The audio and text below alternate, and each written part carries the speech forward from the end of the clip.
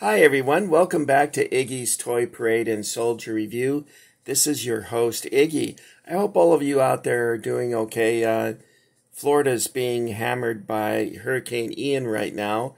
However, where I am, I'm fairly safe. I don't think we are going to have any problems here.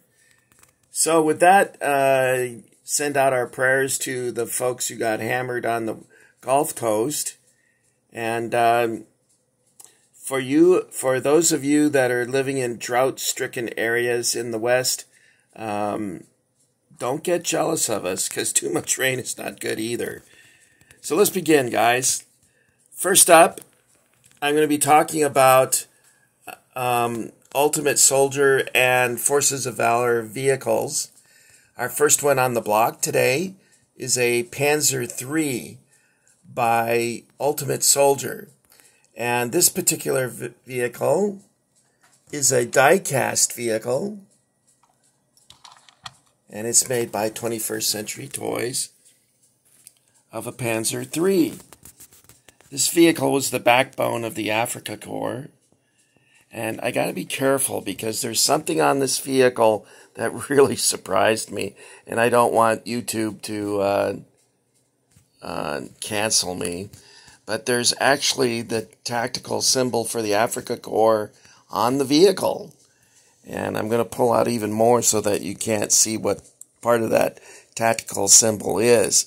But it was quite surprising to me because I'm so used to that being censored off of things that when I saw it there, I was in shock. I couldn't believe it.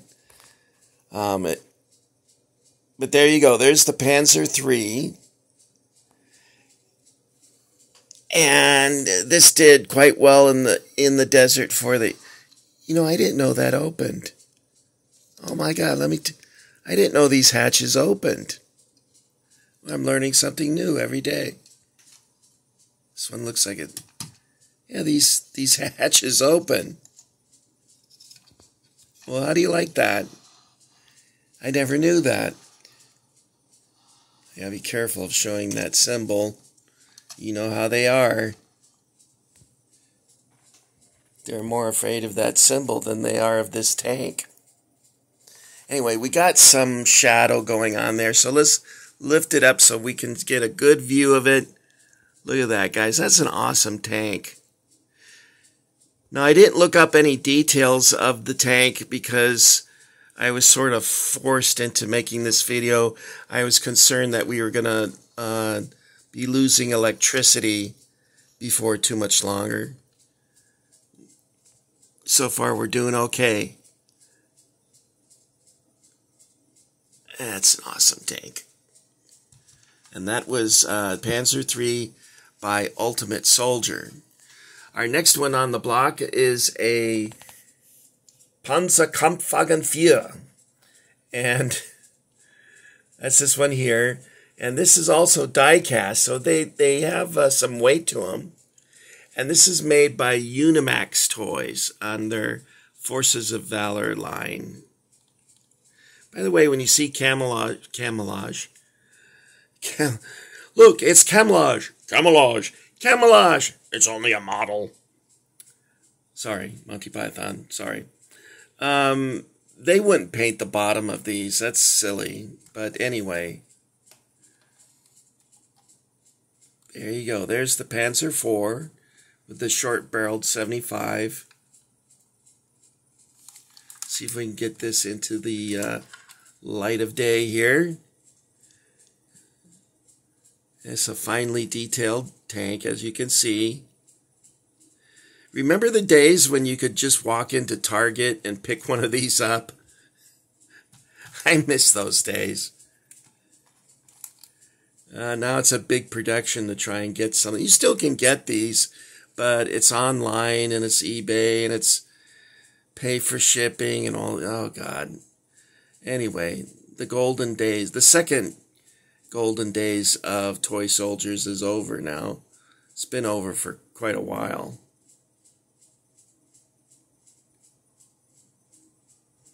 Okay.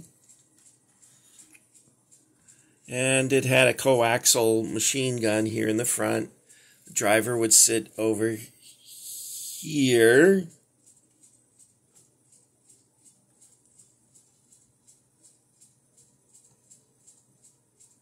I think it had a crew of 5. Sorry, I stopped there for a second. I thought I heard someone at the door. Okay, next up is a Sturmgeschütz 4. Sturmgeschütz. Sorry, I just took a Sturmgeschütz. And this vehicle, Heinz Guderian is the one who backed this project, stating the need for a assault gun. And this was the most produced German vehicle.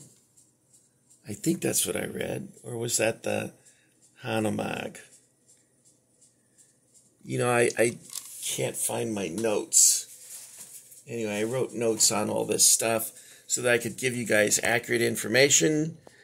But you know how Iggy is. He forgets stuff a lot. But there's the Sturmgeschütz. It does not have a turret. For instance, like this here, where, well, it's supposed to turn, allegedly. There you see. This is a fixed body superstructure. So it's welded onto the chassis. The chassis they used for this particular tank is the same as this one here. So this, I guess, would be a Sturmgeschütz 3. I'm sort of hesitant because I'm trying to go off my memory, and my memory's not that good anymore. You guys would be shocked at all the stuff I've read about World War II and the Civil War and all that. You wouldn't know that by listening to me talk because I forget everything. And I remember it as soon as I start reading it, and so it gets irritating to have to refresh my memory like that. But you know, when you don't have someone to talk to about these subjects, you tend to get fuzzy in the details. You have pretty much a cursory knowledge of any given item. But it's got a 75 gun, and you can see here that of course, has limited traverse on the gun. Here's the mantlet. And it has a flash suppressor, which they painted black. It hasn't been painted. That would happen from gun flash. And it looks like it does not have any machine guns, although I wouldn't doubt it if they had one mounted up here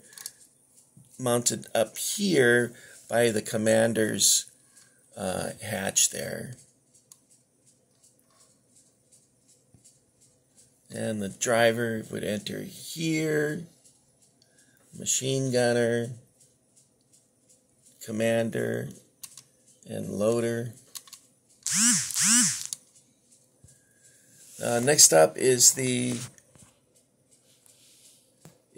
boom bar, and this is a heavy mortar that they mounted onto a Panzerkampfwagen IV chassis, which is this one over here. Let me show you that again. This is the chassis of the 4, and they recycled this and used it for this vehicle here, and you can see it's the same. Well, it's a little difficult because it's mounted with side skirts to give it extra protection. But the superstructure is a welded structure that they put on the top, so it does not transverse around in the 360. And they would load shales. Yeah, they were shale collectors. I don't know what you'd call them. They would have a hoist on the back, and they would open up the back here, right here, and they would load the shells into the back here, and then put them inside the superstructure. But the shells were pretty large in size.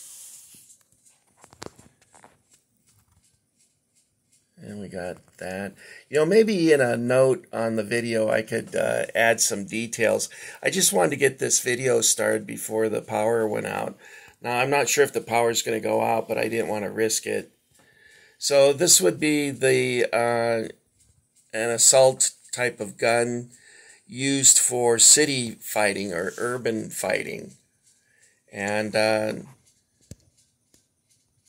they used these in Warsaw. I think they used them in Kursk. I think I read they used them in Italy, but not too many of these were made. There is a difference between this and the Sturmtiger. The Sturmtiger was based on a Tiger tank chassis, and this one is based on the 4. Also, the gun on the Sturmtiger is different from what you see here. The Sturmtiger had I guess a larger caliber, and the backflash from the gun would come out through a special filter that they put on the gun like a sleeve, and it had openings that went all the way around the aperture of the gun, and when the gun would fire, the backfire flash would come out those holes that were on the sleeve around the barrel. Okay, guys, let's review it very quickly. I'll put some details in the comment section about what we have here. So we have the Brumvar, I'm not sure how you would say it, Brumvar.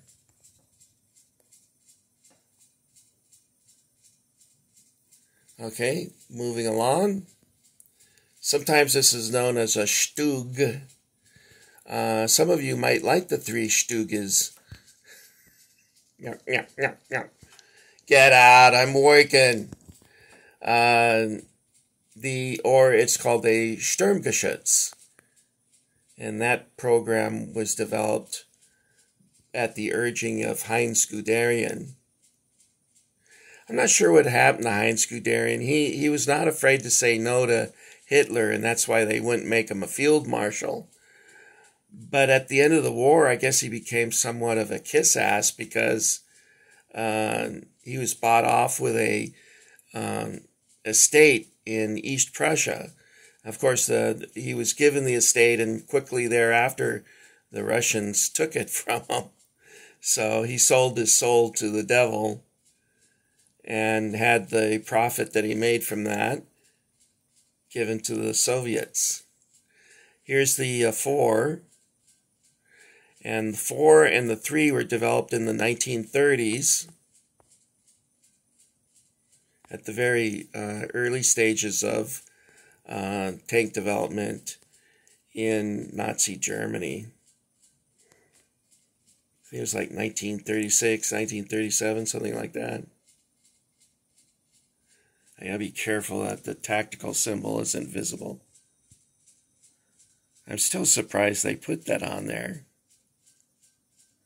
Okay, so we have 3, 4, Sturmgeschütz or Stug, and then the Brumvar urban fighting mortar. I suppose they would use it to demolish buildings and concrete emplacements. All right, friends, that's all I've got for you this time. Those of you who have joined the Iggy Army, I want to thank you very much. For those who haven't, I invite you to do so. Please hit the like button and leave a comment if you like, or if you don't like. And I will see all of you guys next time. Hopefully the fear of losing electricity doesn't make me cut corners like this video did. And to all you new subscribers, I want to give you a shout out, as well as to my stalwarts, or my, I don't know, the guys who were there from the beginning. So take care of each other. Happy trails, guys. I'll see you next time.